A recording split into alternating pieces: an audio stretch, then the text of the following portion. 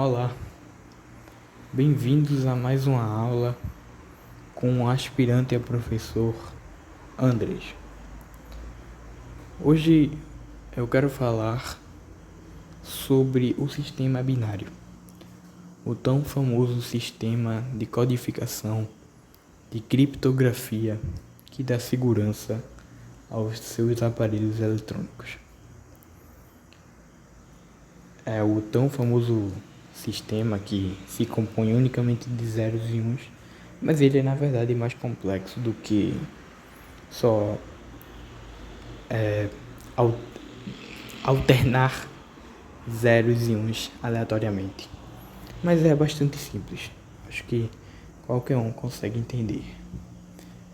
Bem, para nós entendermos o sistema binário, ou qualquer sistema numérico, temos que entender o sistema no que nós estamos inseridos. Nós, cidadãos, estamos inseridos, ou pelo menos no que a maioria da população está inserida, que é o sistema da base 10.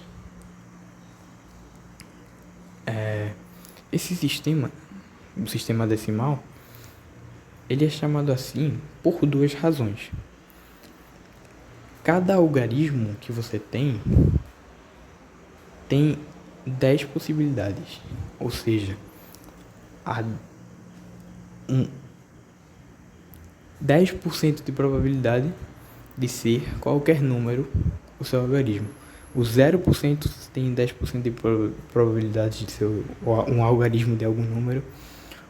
O 5 tem 10% de probabilidades de ser um algarismo do seu número. E assim.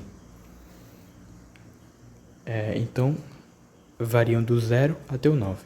Então, são 10 algarismos possíveis. E todos eles são multiplicados por alguma potência de base 10. Eu vou dar um exemplo prático aqui. O número 5.923. Bem, esse número, eu vou separar os termos dele. Eu vou dar um espaço entre cada um dos algarismos dele. Vai ser 5, 9, 2, mas dá mais espaço. 5, 9, 2 e 3. O que eu vou fazer aqui? Vou colocar. Perceba-se que aqui poderia ser sem nenhum problema um 8, ou um 2, ou um 1. Mas eu escolhi o 9. Tinha 10 possibilidades de números que eu poderia ter escolhido, do 0 até o 9, mas eu escolhi o 9. Entendeu? Então é por isso que eu digo que tem 10 possibilidades. Cada um desses vai ser multiplicado pelo número 10. E vai ser somado com o próximo, que também vai ser multiplicado com o número 10. E assim por diante. Então, eu vou contar do 0 até o 9, até eu chegar nesse último aqui, nesse último número. Só que eu vou contar de direita para a esquerda. O que isso significa? Eu vou colocar um 0 aqui, 0, vou colocar um 1 aqui, 2 e 3. Sempre à frente, ou em cima e à direita do número 10. Por quê? Porque isso aí vai ser o expoente, vai ser uma potência. É que nós temos aqui 5 vezes 10 elevado a 3 vai ser 5 vezes 1000, que vai ser 5.000. Então eu vou escrever aqui 5.000. 9 vezes 10 elevado a 2 vai dar 9 vezes 100, que vai dar 900. 2 vezes 10 elevado a 1 vai ser 2 vezes 10, que vai ser 20. E 3 vezes 10 elevado a 0 é 3 vezes 1, que é 3. Se alguém não sabe o porquê de 10 elevado a 0 ser 1, provavelmente vai ter uma outra aula, não sei se minha ou de algum professor, ou algum outro aspirante a professor deste canal, explicando potenciação e as suas propriedades. E ele provavelmente explique. Aí provavelmente se explica o porquê de 10 elevado a 0 ser 1. Então a gente vai fazer essa soma aqui. 5.000 mais 900 mais 20 mais 3. Facilzinho. 5.923. Se você perceber, esse aí é o número inicial. O número que eu tinha escolhido no começo. Então, tem 5 aqui. Tem 5 aqui. Tem 9 aqui, tem 9 aqui, tem 2 aqui, tem 2 aqui, tem 3 aqui, tem 3 aqui. Isso vale para qualquer número no sistema decimal. Já que nós entendemos o sistema decimal, a gente pode logo ir para o sistema binário. Então, a gente vai aplicar as mesmas propriedades do sistema decimal, só que trocando o número.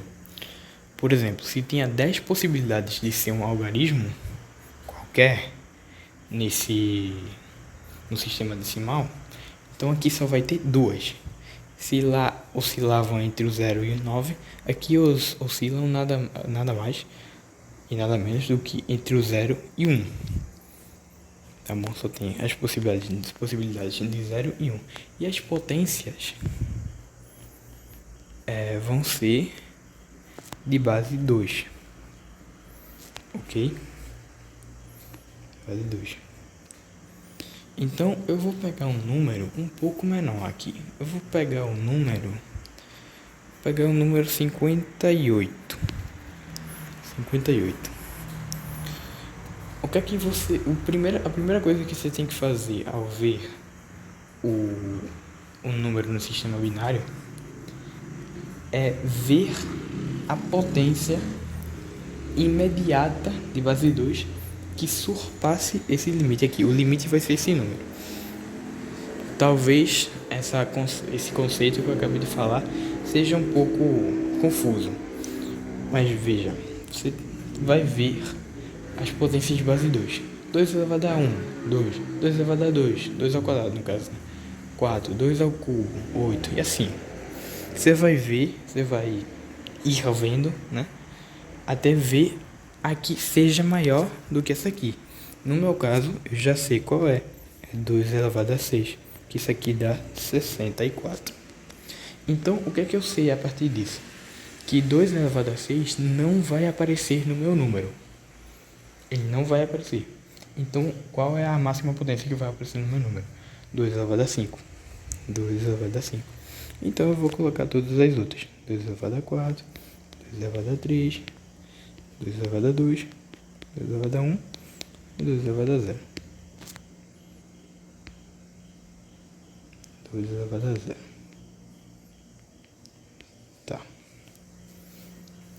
Bem. Nesse sistema a gente fala, né, de maneira coloquial, que as potências existem ou não. Então, quando uma potência existe, é que quando você soma ela não surpassa o limite pré-estabelecido. E você vai começar da maior. Por exemplo, quando ela não existe, você coloca um 0. Quando ela existe, você coloca um 1. 2 elevado a 5 dá 32. Ele surpassa 58? Ele não surpassa, então ela existe. Vou colocar aqui o 32 já, somando. 2 elevado a 4, 16. Se eu somar com 32, dá 48. Surpassa aquele limite que era 58? Não surpassa, então eu posso colocar que ela existe. 2 elevado a 3, 8. Se eu somar com 48, surpassa aquele limite 56. Não surpassa, então ele existe. Mas se eu colocar 2 elevado a 2, vai dar 56 mais 4, dá 60. Então ele não existe, porque ele surpassa o limite. Então o que eu faço aqui? Eu coloco um 0. Então a gente tem 56 até agora. Se eu somar 2, vai surpassar o limite? Não, vai ficar justo. Então a gente tem 1, ele existe. E se eu somar 1, que é 2 elevado a 0, ele vai surpassar? Vai surpassar, então ele é um 0. Então o que a gente vai fazer aqui? A gente vai pegar o número que a gente multiplicou pelas potências e vai colocar nessa ordem assim. 1, 1, 1, 0, 1, 0. Então a gente tem que 58 na base 10 é 1, 1, 1, 0, 1, 0 na base 2. Ok? Perceba-se que o número 58 é um número par. E o número no sistema binário termina em 0. Isso sempre vai acontecer. Sempre que um número termine, seja par no sistema binário, no sistema decimal, ele vai terminar em 0. E no sistema binário. E se ele for ímpar, ele vai terminar em 1 no sistema binário. O porquê disso é porque você está somando a última potência, que é 2 elevado a 0, ou seja, é 1. Quando você soma todas as outras, você está somando números pares com números pares com números pares. Sempre vai te dar um número par. Mas quando você soma 2 elevado a 0, você está somando o único número par que existe. E então você está criando o único número ímpar, que existe. Então você está criando um número ímpar.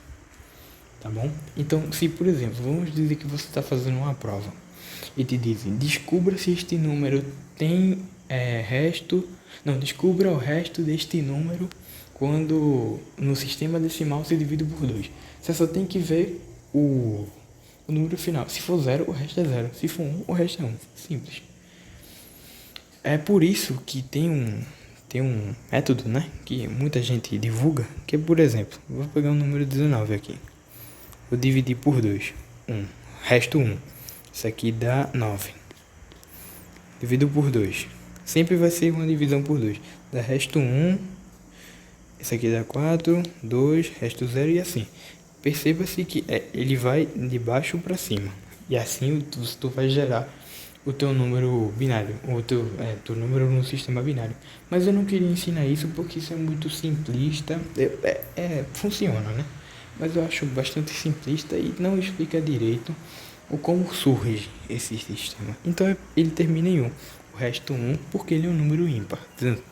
19 é um número ímpar. Tá bom? O sistema binário, ele para nós, é bastante mais fácil de compreender do que o sistema, por exemplo, hexadecimal, que é outro bastante utilizado na informática, que é o sistema de base 16. O sistema binário, ele só utiliza 2 números que já existem no sistema decimal, que são o 0 e o 1. Mas como o sistema hexadecimal tem mais números do que o sistema decimal permite, que são 16, a gente não só utiliza números, como a gente utiliza letras. São 10 números e 6 letras, do 0 até o 9 e do A até o F. 10 mais 6, 16. Então é por isso que o sistema hexadecimal é bem mais complicado, ainda que ele intercala letras e números, dependendo da ordem, vai te dar um número muito maior ou muito menor. Então, eu acredito que isso seja isso, né? Por hoje, só. E se tiver alguma dúvida, nunca duvide em me contactar. Acreditamos que este canal não seja só um canal de divulgação matemática.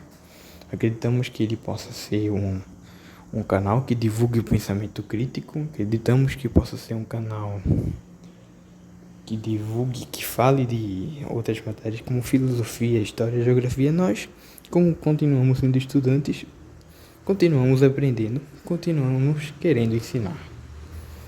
Tá bom? Então, se a gente aprender algum assunto de algo que não seja uma matéria que se chama de matérias exatas, a gente pode ensinar também. Não tem nenhum problema, tá bom? Não se limita só a isto. Então, é isso. Foi bastante.